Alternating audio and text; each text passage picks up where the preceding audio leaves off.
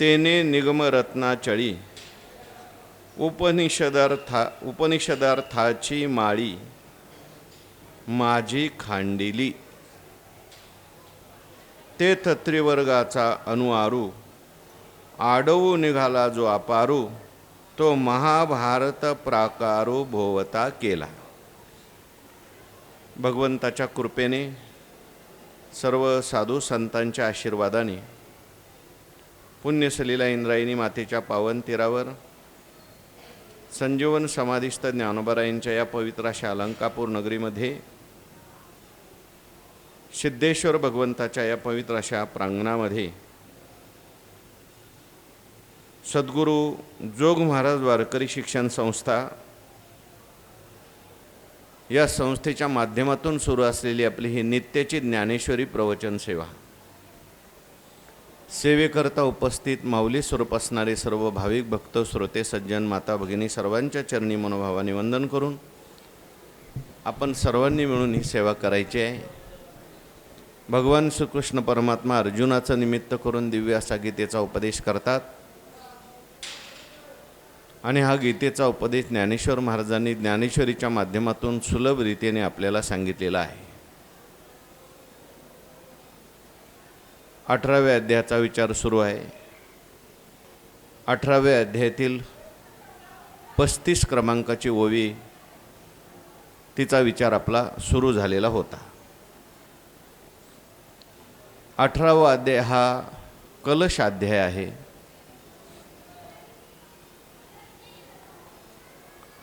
ज्ञानोबारायांनी याचं वर्णन करताना असं म्हटलं, जी गीतारत्न प्रसादाचा कळस अर्थ चिंतामणीचा सर्व गीता दर्शनाचा पाडावू जो।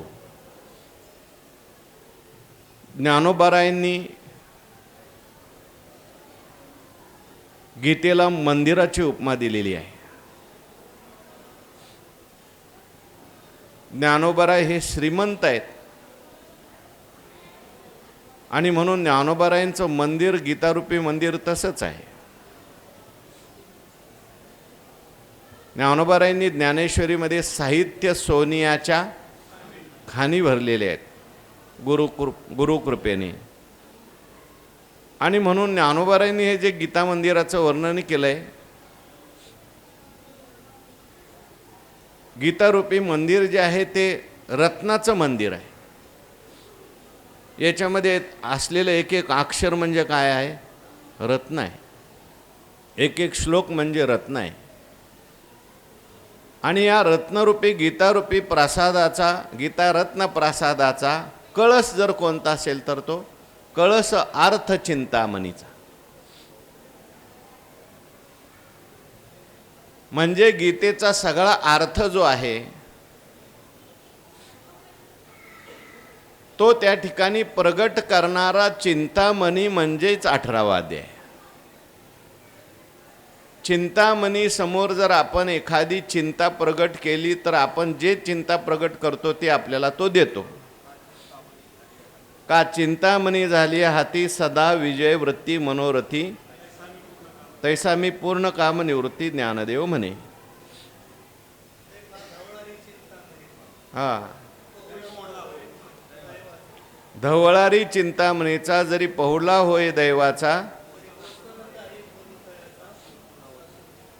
ओसनत आहे बोलू तयाचा। हा, सोपू न वचे, म्हणजे जर घर चिंतामणीचं असेल आणि त्याच्यात एखादा झोपलेला असेल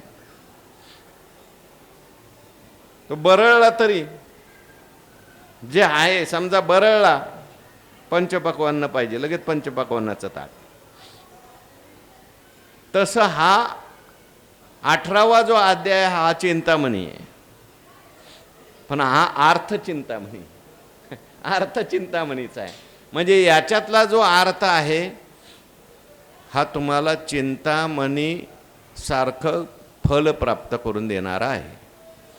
अहो, चिंतामणी सारखं नाही, चिंतामणीपेक्षा जास्त। चिंतामणी दे चिंतिले अर्थ,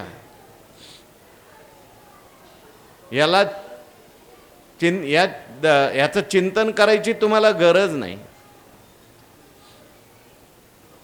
चिंतामणी चिंतलेलं देतो, परंतु चिंतनातीत देत नाही. चिंतनातीत परमात्मा सुद्धा तुम्हाला 18वा अध्याय देणार आहे. त्यामुळं चिंतामणीपेक्षा हा श्रेष्ठ आहे. ज्ञानोबारायांचा हे जे मंदिर आहे, हे मंदिर गीता रत्न मंदिर आणि त्याचा कळस म्हणजे 18वा अध्याय तो चिंतामणीचा आहे.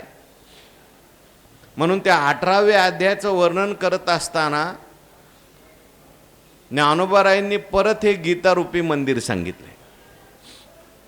महत्त्व आता सांगायचं आहे 18व्या अध्यायाचं. हा कळस कसा आहे? सामान्य कळस नाही, चिंतामणीचा कळस आहे. पण हा चिंतामणीचा कळस जो आहे, कोणत्या मंदिराचा आहे, ते मंदिर कोणी निर्माण केलं, कसं निर्माण केलं, म्हणून हे मंदिर जे आहे ते व्यास महर्षींनी निर्माण केले. म्हणून ज्ञानोबाराय व्यास महर्षींचं वर्णन करतात. व्यासू सहजे सूत्रबळी. व्यास महर्षी जे आहेत ते सूत्रबळी आहेत, म्हणजे बलवान आहेत. सूत्र करण्यामध्ये ते बलवान आहेत. जशी साहित्यातली सूत्र करण्यामध्ये ते काय बलवान आहेत, म्हणजेच साहित्य तयार करण्यामध्ये ते बलवान आहेत. सूत्र कशाला म्हणतात? अल्पाक्षरम असंदिग्धम सारवत विश्वतो मुखम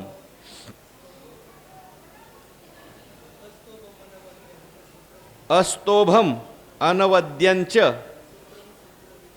सूत्रम सूत्रविदो विदो. अल्पाक्षरम, थोडं अक्षर असतात. तत्वमसी, दोनच वाक्य, 3च शब्द आहेत. पण सारवत विश्वतो मुखम, त्याच्यात सगळ्या विश्वाचा अर्थ भरलेला असतो. आणि ते सूत्र असंदिग्ध असतं. काय? अल्पाक्षरम असंदिग्धम सारवत विश्वतो मुखम अस्तोभम आणि अनवद्यम. त्याच्यात सांगितलेलं जे प्रमेय असतं ते त्रिकालवादित. असंच सूत्र तयार करण्यामध्ये व्यास काय बलवान आहेत. किती सूत्र तयार केली व्यासांनी? 555 सूत्राचं ब्रह्मसूत्र तयार केलं. एवढी सूत्र तयार केली का आणखीन काय काय केलं व्यास महर्षींनी? अहो 18 पुराणं लिहिली, वेदाचे 4 विभाग केले, आणि हे वेद सगळ्यांना सुसेव्य व्हावेत म्हणून पंचम वेद लिहिला. त्याला महाभारत असं म्हणतात. व्यासांनी काय केलं? पंचम वेद म्हणून व्यासो. आणि सहज सहज म्हणजे त्यांना हे काही प्रयास करावे लागत नाहीत. ते साक्षात भगवंताचेच अवतार आहेत. त्यामुळं त्यांना हे सगळं ज्ञान सहज आहे. किती ज्ञान आहे व्यासांचं! अहो लिहिता लिहिता गणपती बाप्पा सुद्धा चक्रावून जायचे. बुद्धीची देवता असा कुठ श्लोक टाकायचे व्यास महर्षी. कर्मण्य कर्मय पश्येद कर्मणी च कर्मया. गणपती बाप्पा विचार करत बसायचे नेमका अर्थ काय. तोपर्यंत व्यास महर्षी आंघोळ करून यायचे, नित्यनेम करायचे, म्हणायचे तुम्ही करा मी करतो. म्हणून व्यासू सहजे सूत्रे बळी म्हटलंय, तो बलवान आहेत. काय केलं त्यांनी? महत्वाचं म्हणजे तेने निगम रत्नाचळी उपनिषदार्थाची माळी माझी खांडिली. गीता मंदिर त्यांना निर्माण करायचं होतं म्हणून व्यास महर्षींनी जागा निवडली. मंदिराची जागा चांगली पाहिजे, मंदिर पडलं नाही पाहिजे लवकर. त्याचा पाया कसा पाहिजे? मजबूत पाहिजे. सर्वांना सुलभ पाहिजे, ते मंदिर दिसलं पाहिजे. पूर आला तरी पुराच्या पाण्यात ते मंदिर गेलं नाही पाहिजे. बघा तुम्ही, मग हे पूर्वीच्या लोकांनी मंदिरात, आळंदीला किती पूर आला तरी मंदिरात पाणी येत नाही. पांडुरंगाच्या मंदिरात पाणी जात नाही. त्याच्याकरता उंच जागा पाहिजे. नदी शेजारीच मंदिर असतात, पण ती उंचीवर असतात. तसं आता हे जे गीतारूपी मंदिर आहे, ते गीतारूपी मंदिर सामान्य मंदिर आहे का हो?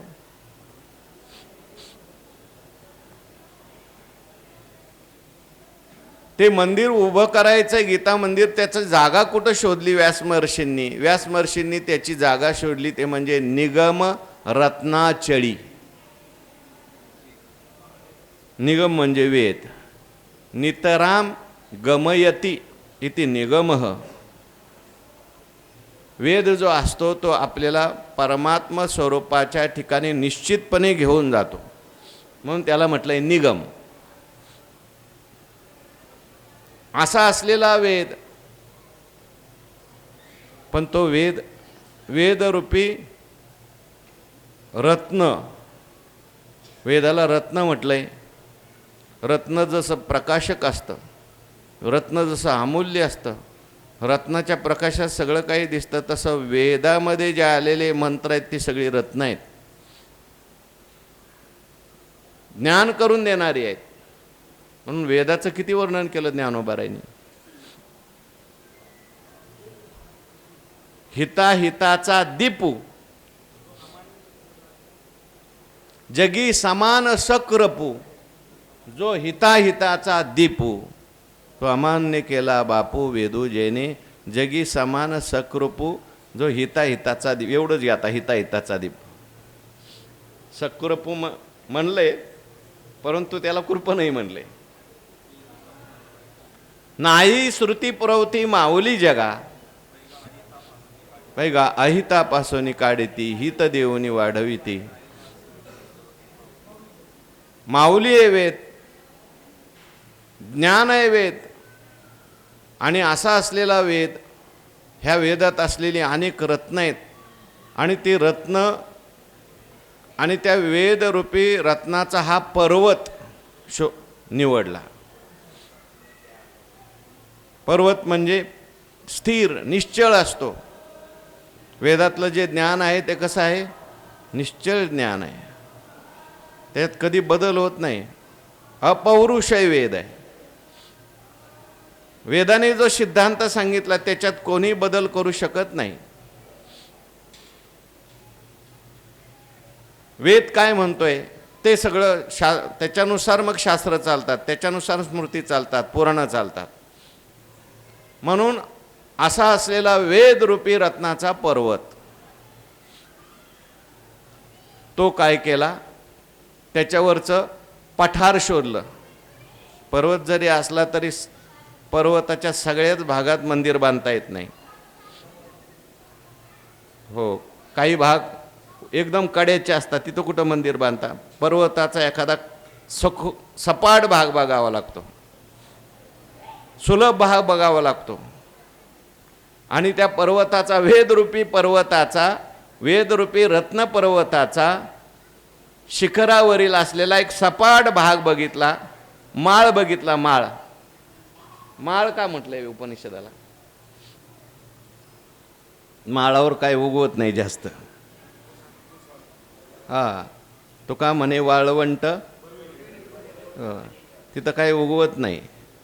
म्हणजेच कर्मरूपी बीजाला नाहीसं करणारी ती भूमी, म्हणून तो माळ आहे.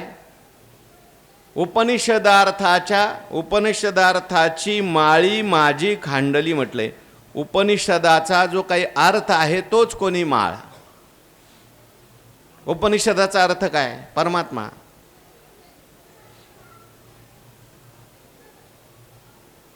म्हणून वेद जो होता तो, आता हे तिथे खोदायला सुरुवात केली, ती जमीन काढली. याचा अर्थ काय? वेदाचं आणि उपनिषदाचं मंथन केलं, वेदाचा उपनिषदाचा विचार केला. खोदलं म्हणजे काय, तिथं वेदात काय खोदणार आहे, उपनिषदाला काय खोदणार. खोदायचं म्हणजे त्याचा विचार करायला लागले व्यास महर्षी. काय विचार करायला लागले की हा वेद आहे, एवढं ज्ञान आहे, एवढी सगळी रत्न आहेत, पण लोकांच्या काय उपयोगाची. वेद संपन्न होय ठाई, कानी लागला श्री शूद्राशी आबोला धरोनिया ठेला. नाही ओवी मागची सांगा हो.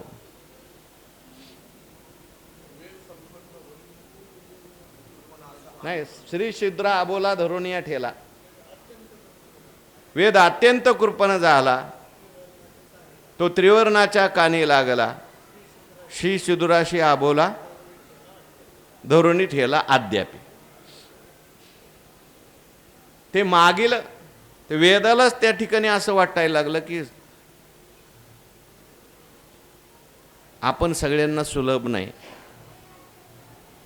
आणि मग आपण सगळ्यांच्या उपयोगाचा नाही, असून तरी उपयोग काय. म्हणून ते मागचं जे ऊन आहे, ऐसे मज पाहता ते मागील ऊने, फेडावया वेद उठला भलतेने. आता तरी बोला. ते मज पाहता ते मागील ऊने, फेडावया वेद उठला भलतेने.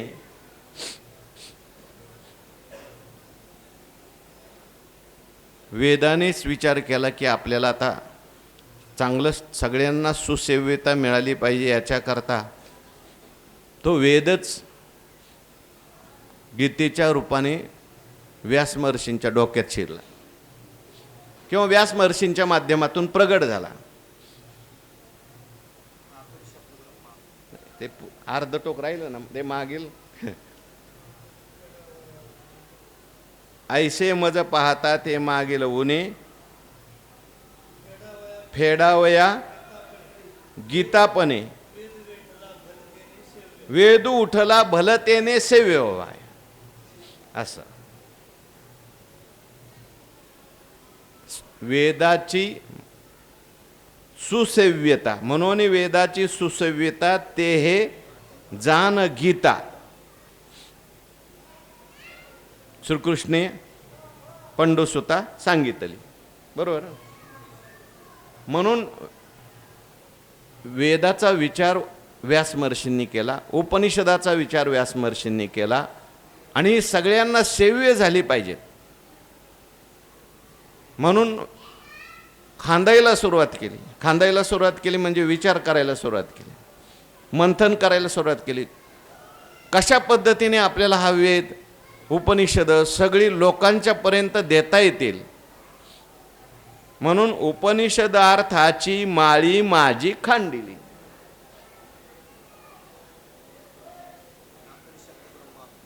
नातरी शब्द ब्रह्माब्धी, मथेला व्यास बुद्धी, निवडिले निरवधी नवनीत. हे जे उपनिषदाचं सार आहे, जे उपनिषदाचे सार, सकळ शास्त्रांचे माहेर, सर्वोपनिषदो गावो दोग्धा गोपाल नंदना. म्हणून उपनिषदार्थाची माळी माझी खांडिली. विचार करायला सुरुवात केला, आणि मग सुरुवात केल्यानंतर खोदायला सुरुवात केल्यानंतर पुढं काय झालं म्हटले, तेथ त्रिवर्गाचा अनुआरू आडवू निघाला जो अपारू, तो महाभारत प्राकारू भोवता केला. जमीन खोदायला सुरुवात केल्यानंतर मंदिर बांधायचं असेल, घर बांधायचं असेल, पहिल्यांदा साधी माती लागते, नंतर मुरुम लागतो, नंतर पाषाण लागतो, दगड लागतो. बरं का, सुरुवातीला मुरुम दगडे, छोटे छोटे दगडे लागतात.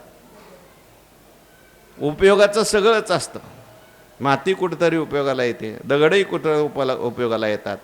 आत निघालेली चांगली दगड आहेत तेच उपयोगाला आणायचे.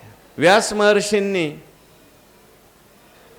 वेदाचा विचार केला, उपनिषदाचा विचार केला आणि हे मंदिर बांधायचं आहे. पहिल्यांदा तेथ त्रिवर्गाचा अनुआरू आडवू निघाला जो अपारू. भरपूर दगडधोंडे निघाले, सुरुवातीला मुरुम निघाला. पण हा मुरुम सुद्धा उपयोगाचा आहे, दगड सुद्धा उपयोगाचे आहेत. कोणता निघाला सुरुवातीला? लगेच काही दगड लागत नाही. खोदत असताना एखादा अनमोल ठेवा पाहायचा असेल, मिळवायचा असेल तर लगेच तो अनमोल ठेवा नाही मिळत. अगोदर सगळं बाजूला करावं लागतं, खोदावं लागतं आणि मग खोल खोदल्यानंतर तो ठेवा मिळतो. त्याप्रमाणे व्यास महर्षींनी वर खोदत असताना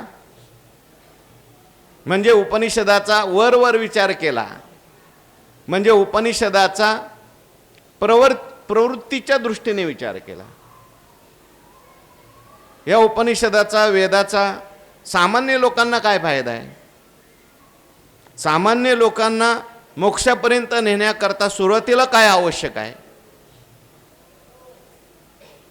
त्याचं पहिल्यांदा विवरण केलं पाहिजे. एकदम मोक्ष प्राप्त होत नसतो, मल जावा लागतो, विक्षेप जावा लागतो, आवरण मग भंग करण्याकरता गुरुकुळी जायचं. आणि हे घालवण्याकरता 3 वर्गाचा विचार आहे, 3 पुरुषार्थांचा विचार आहे. धर्म, अर्थ, काम आणि मग पुढे मोक्ष आहे. धर्मच जीवनामध्ये नसेल मोक्ष मिळेल का? मिळणार नाही. म्हणून हे 3 साधन पुरुषार्थ सांगितले आणि 4था साध्य पुरुषार्थ सांगितला. या तिन्हीमध्ये सुद्धा क्रम सांगितला आहे.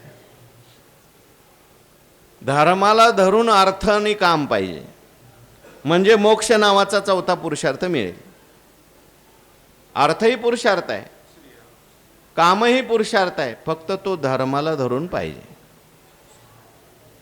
अर्थ अर्थाकरता नाही. आता उलट झालेलं आहे, अर्थ धर्माकरता का धर्म अर्थाकरता? धर्म करतात लोक, अर्थ करतात. हो, आमका यज्ञ करायचा, कशा करता? अमक्या बाबांनी सांगितलं हे केलं की तुम्हाला भरपूर पैसे भेटतील. म्हणजे अर्थाकरता धर्म, अर्थाकरता सगळा धर्म व्हायला लागलाय. भजन अर्थाकरता, बाकी सगळं अर्थाकरता, यज्ञ अर्थाकरता, बाबा म्हणता कीर्तन सुद्धा अर्थाकरता. ठीक आहे,